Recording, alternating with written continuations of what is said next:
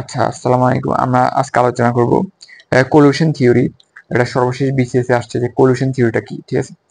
এই কোলিউশন থিওরির যে মূল বিষয় সেটা হচ্ছে সংঘর্ষ তত্ত্ব, এটাকে বাংলাতে বলা হয়।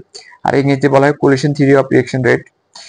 এখানে যে তত্ত্বের বর্ণনা দেওয়া আছে সেটা হচ্ছে এই তত্ত্ব অনুযায়ী দ্রুতগামী সম্পূর্ণ বিক্রিয়া শুধুমাত্র বিক্রিয়াকে সংস্পর্শে আসলেই সংঘটিত হয় এবং অম্লক্ষার প্রশমন বিক্রিয়া কিন্তু ধীরগতি সম্পন্ন বিক্রিয়ার ক্ষেত্রে বিক্রিয়া অংশগ্রহণকারী বস্তু কণা মধ্যে পর্যাপ্ত শক্তিতে নির্দিষ্ট দিকে সংঘটিত হয়, তাকে কি বলে? সংঘর্ষ তত্ত্ব বলে।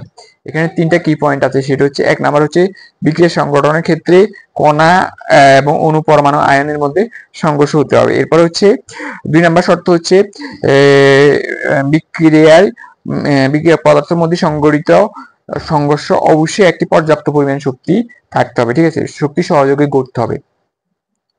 এরপর হচ্ছে তিন নাম্বারটা হচ্ছে বিক্রিয়ক পদার্থের মধ্যে সংঘর্ষ একটি নির্দিষ্ট দিকে হইতে হবে, ঠিক আছে?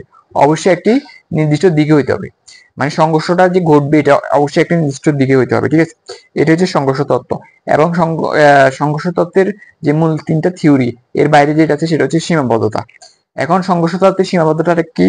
সীমাবদ্ধতাটা হচ্ছে সংঘর্ষ তত্ত্ব সবসময় সঠিকভাবে ঘটতে পারে না। এর মানে বড় বড় গ্রুপ থাকে পরমাণুর ক্ষেত্রে, যেগুলো স্টেরিক বাধা প্রদান করে, ঠিক আছে, বা একত্রিত উৎপাদে হতে বাধা দেয়, এগুলোকে স্টেরিক বাধা বলে, ঠিক আছে? সুতরাং সীমাবদ্ধতা বলতে আমরা স্টেরিক বাধাকেই বুঝি সংঘর্ষ তত্ত্বের ক্ষেত্রে।